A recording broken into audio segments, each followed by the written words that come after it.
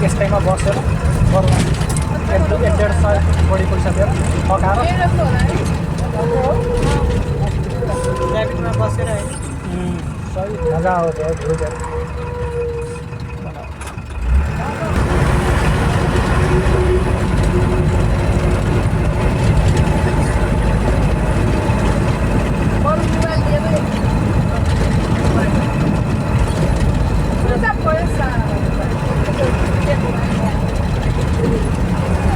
Dhangadhi 6 kilometre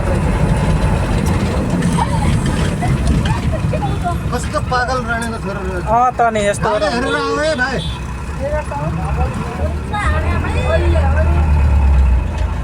यस्तो highway रोडमा है कति स्पिडमा हुन्छ गाडी अचानक पागल राणी